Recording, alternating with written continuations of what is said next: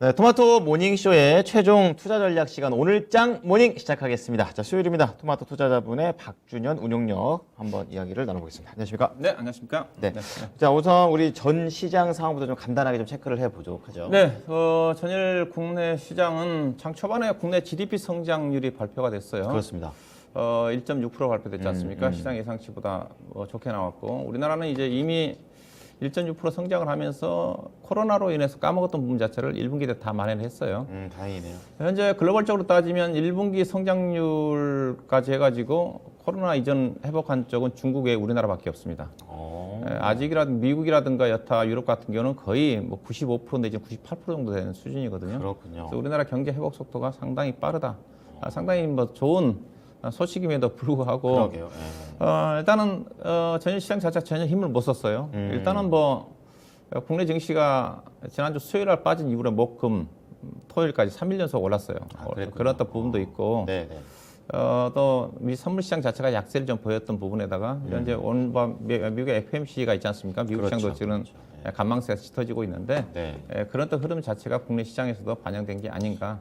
그래서 코스피, 코스닥 시장, 양 시장 4일 만에 하락했는데 코스피는 약간 뭐 소폭 하락 정도 있었는데 어제 특징 자체는 코스닥 시장이 거의 마이너스 0.9% 정도 하락폭이 상당히 컸어요. 컸던 이유 자체는 물론 코스피도 외국인이라고 기관이 팔았지만은 코스피 같은 경우는 외국인이 장중에 한 3천억 정도 장 막판 이후에는 이제 1,600억 정도 시간에 자전거래까지 감안하면 1,600억인데 선물 시장에서 한 1,600억 정도 샀거든요. 그렇던 완충적인 역할을 해서 상세가 됐는데 코스닥 시장 자체는 기관 외국인 투자가들이 특히 외국인 투자가들이 한 1,300~1,400억 정도 대규모 좀 매도가 좀 나왔는데 코스닥 시장이 많이 빠진 이유 자체가 업종 대표적인 종목들이 많이 빠졌어요. 그런데 셀트론 헬스케어가 많이 빠졌고 그다음에 2차전지 대표 종목인 포스코 케미칼도 3% 빠졌고 반도체 장비 종목인 오닉 IPS도 많이 빠졌고요. 그다음에 5G 대표적인 종목인 KMW도 비교적 큰 폭으로 빠졌는데 그들 종목 특징이 외국인 투자가들이 집중적인 매도가 나왔다는 거죠. 대형주 위주로 그냥 다 팔아버렸다는 거죠. 그렇죠. 그래서 저는 판 이유 자체가 그들 종목들의 특징 자체가 대표적으로 고평가 논란이거든요. 포스코 케미칼도 2차 전지 내에서 고평가고 셀트론 헬스케어도. 아마도 5월 3일부터 이제 공매도 시행을 앞두고 그런 어떤 물량들이 저는 개인적으로 약간 선제적으로 사전 작업이 좀 나온 게 아닌가 뭐 그런 어떤 추측도 해보는데 하여튼 업종 대표적인 종목 중심으로 해가지고 집중적인 매도가 나오면서 코스닥 시장이 상대적으로 많이 빠졌다 봐야 될 것 같고요. 코스피 시장의 특징은 상승 특징은 여전히 철강 금속 쪽이 주도를 했다고 볼 것 같습니다. 압도적으로 4.8% 가까이 좀 상승을 했고요. 그다음에 건설업종도 요즘 추세적으로 올라간 섹터가 있습니다. 철강, 건설, 건자재 이쪽 추세적으로. 그다음에 해운 쪽. 해운 쪽까지. 해운도 강해요. 이쪽이 계속 상승 추세가 전개되고 있다고 좀 봐야 될 것 같고요. 안 좋은 쪽은 앞서 얘기했던 코스피 시장 내에서 셀트리온하고 삼성 바이오로스가 좀 빠졌고요. 그래서 2% 넘게 좀 빠졌고. 제약바이오. 요즘 자동차 업종이 상당히 안 좋습니다. 그러게요. 특히 현대 몹시 같은 경우가 지금 집중적인 한 6일 연속 빠졌나요? 외국인 기관 투자가들이 계속 팔더라고요. 매도가 좀 나오면서 하락이 좀 이어졌다 좀 봐야 될 것 같은데요. 전일 주요 상승률 상위 주요 종목들 특징을 좀 보면 시가총액 상위 종목 중에서는 포스코가 어제 급등이 나오면서 4% 가까이 상승이 좀 나왔어요. 뭐 현대제철이 9% 가까이 올라왔지만은 시가총액 상위 종목 중에서는 포스코가 독보적이다 봐야 될 것 같고요. 그다음에 중소형 철강주들을 요즘 뭐 철강업종들이 대형주, 중소형주 특히 중소형주들 난립니다. 그렇습니다. NI스틸이라든가 삼연철강이라든가 중소형 철강주들이 상한가더라고요. 그다음에 풍산도 원자재 가격 상승에 따라 가지고 구리 가격이 지금 거의 LME 기준으로 해가지고 거의 1만 육박을 했거든요. 어제 9,960까지 올라갔다가 엄청 올라갔더라고요. 안 멈춰요. 그다음에 굴삭기 관련 종목 중 두산 밥켓이 4.9% 좀 올랐고요. 그다음에 건설주도 요즘 DL이 어제 많이 올랐지만은 자 이 시간에 언급했던 뭐 GS건설, 그다음에 이전에 언급했던 삼성 엔지니어링, 또 한라 다 신고가입니다. 계속 강세가 전개되고 있는 게 특징이라고 봐야 될 것 같고. 그다음에 원자재 제가 주목을 하자는 쪽으로 제가 얘기하고 있는 쪽인데 어제 이제 농산물 관련 종목들 곡물 가격 상승을 해가지고 팜스토리라든가 이지바이오 종목들이 어제 급등을 했어요. 그다음에 원자재 관련 종목들 이 시간에 언급했던 이건 산업도 계속 목재 가격이 계속 올라가고 있거든요. 신고가가 나오고요. 대우 인터내셔널도 원자재입니다. 그다음에 이제 백신 관련 종목 쪽에 수젠텍이라든가 제넥신만 지하급종에서 올랐다고 봐야 될 것 그냥 같아요. 개별 이슈로만 갔더라고요. 네, 그다음에 2차 전지와 관련된 환경 관련해서 이 시간에 제가 언급해드렸던 에코프로가 제가 목표 주가를 훨씬 좀 넘어서 버렸어요. 네. 그 2차 전지 관련 내지 환경 관련 종목에서 에코프로가 6.9% 올랐다고 봐야 될 것 같은데요. 네. 전체 시장의 특징은 결국은 그래서 철강이라든가 건설 관련 원자재 관련 종목도 그다음에 코스닥 시장의 백신 관련 종목들이 최근에 시장을 주도한 쪽입니다. 그들 그렇죠. 관련 종목들 중심의 상승 추세에 종목 차별화 장세가 전개되고 있다. 그렇게 봐야 될 것 같습니다. 네, 이제 그렇기 때문에 이제 그 와중에서도 이제 오늘 또 특별히 또 준비를 또 해오신 업종이 있잖아요. 이거 좀 추가 좀 알려주세요. 예, 일단 요즘 시장의 관심이 철강주입니다. 철강주를 이렇게 올랐는데 그러게요. 따라서 앞으로는 될까? 어떨까? 예. 그렇죠. 이 시간을 통해서 제가 철강주 가장 많이 언급을 했거든요. 맞아요. 예. 고려제강도 얘기해 주시고. 예, 그렇죠. 제일 처음에 이제 대한제강부터 해가지고 동국제강, 예. 최근 들어서 제가 이전에 포스코까지 언급해 드렸는데 포스코도 31만 원대에서 36만 8천 원 제시되는 목표 주가가 도달했어요. 네. 자, 그러면 현재 시점에서 철강주를 사야 되느냐? 제가 진단해 드리도록 일단은 배율 가지고 비싸니까. 말씀드리고 예, 싶은데요.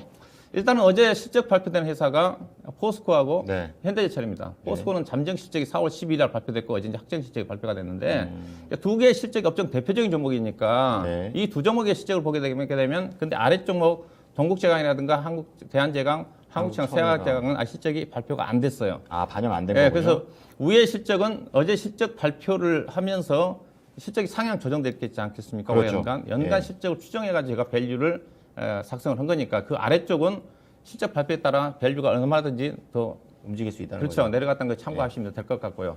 자, 포스코가 어제 실적이 좀 발표가 좀 되면서 시장에서 올해 영업이익이 많게는 7조 원 정도까지 예상을 합니다. 단기 수익은 4조 원, 많게는 4조 7, 8천 원 정도까지 예상을 하는데 네. 자, 4조 원 기준으로 잡아봤는데 PER이 8배입니다. 음. 그다음에 어제 현대제철이 서프라이즈하게 실적이 좀 발표가 좀 되면서 당초 현대제철이 올해 연간 영업이익이 8,800억이었습니다. 예. 근데 발표가 한 이후로 1조 6천억에서 1조 7천억까지 무려 100% 상향 조정됐다는 거죠. 예. 예, 그렇게 본다면 현대제철 포스코가 PR이 7배, 8배 되는 수준입니다.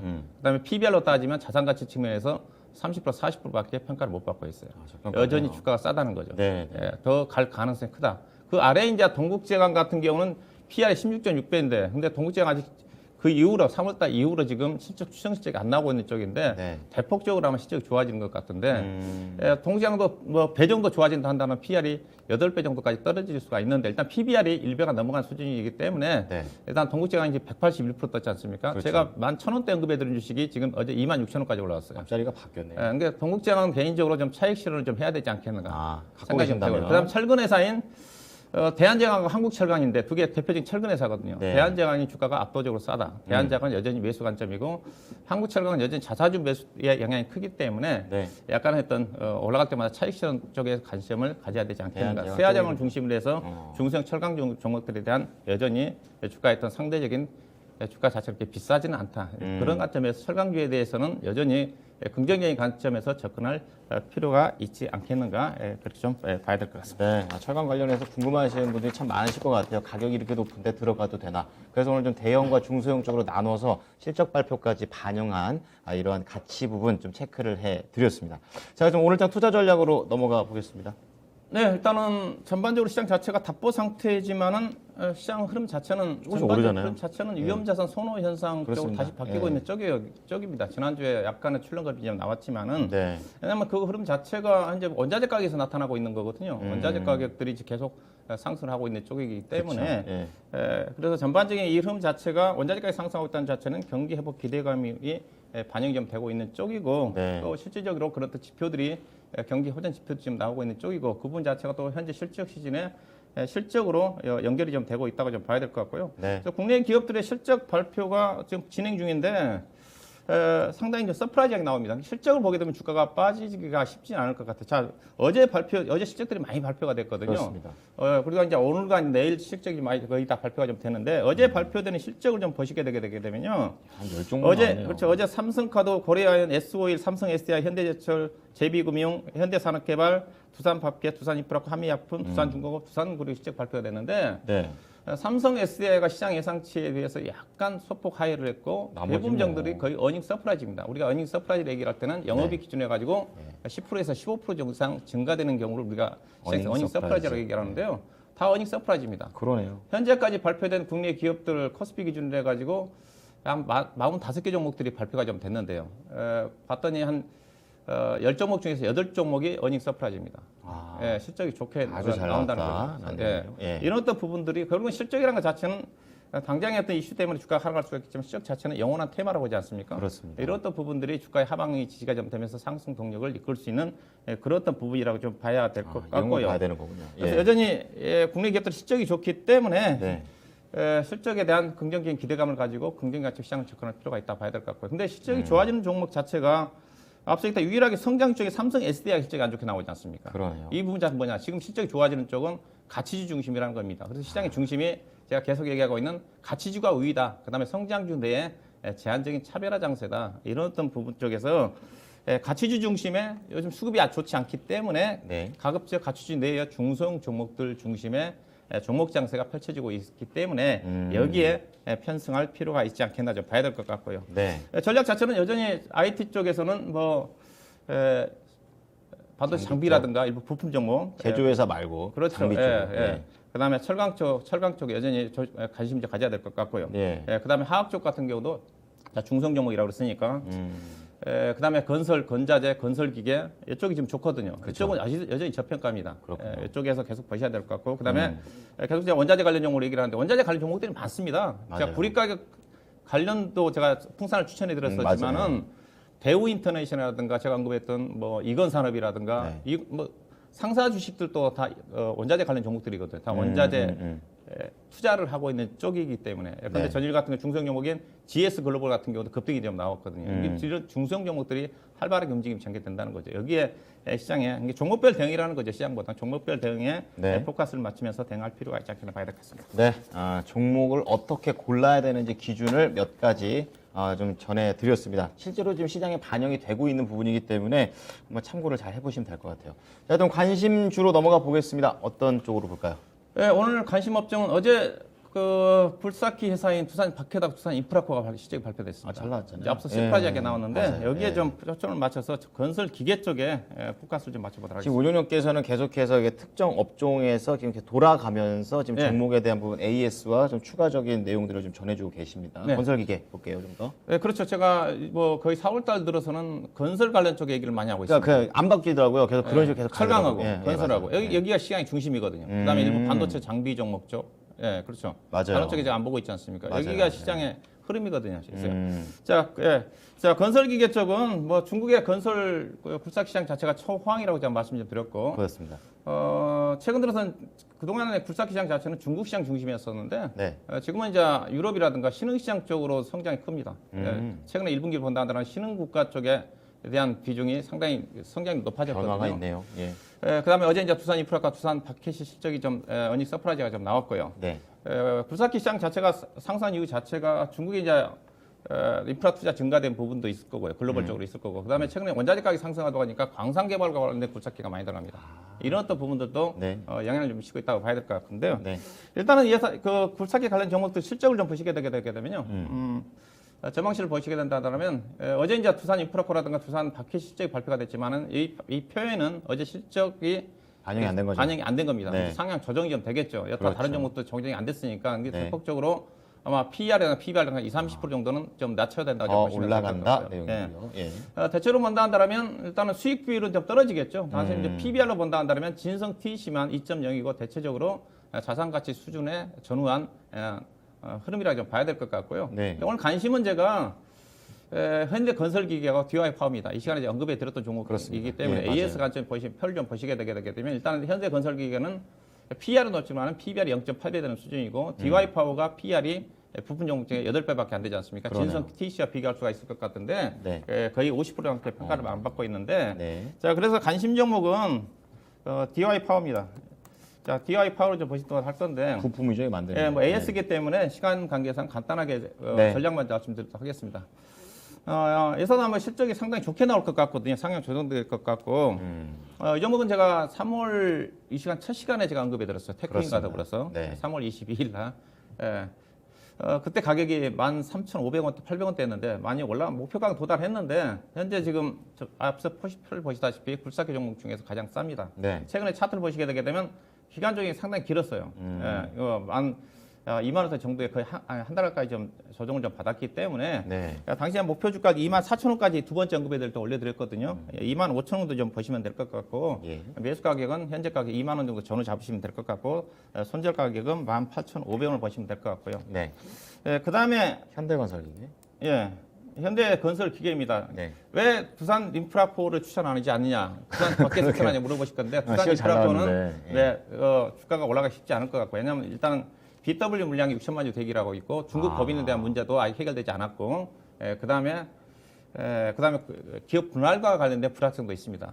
그다음에 부산 바켓은 실적은 좋지만은 네. 여전히 PER이 높은 수준입니다. 그래서 그러면 현대건설기계를 사야 되는 이유 자체가 네. 예산은 중국뿐만이 아니라 요즘 이제 굴삭기를 쉽게 접근한 본 이유 자체가 중국 시장의 굴삭기 판매량 자체가 정점을 찍을 가능성 때문이거든요.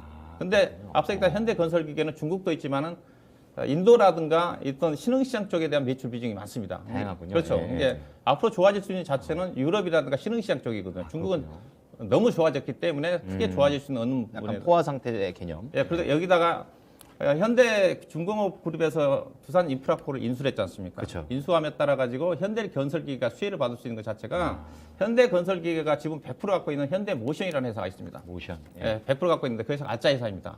작년에 보니까 당기순위가 한 180억 네네. 정도 났던 회사인데 그 회사가 AS를 만드는 회사입니다. 그리고 두산 인프라코가 이제 함께 이제 AS를 맡으면서 그렇게 되겠죠. 실적이 함께 성장을 할 거고요. 그리고 신흥시장이 좋아지면 이 종목이 PBR이 0.8배밖에 안 되는 수준이기 때문에 주가 상당적으로 상당히 탄력을 받을 수 있다. 그런 것좀 보시면 될 것 같고요.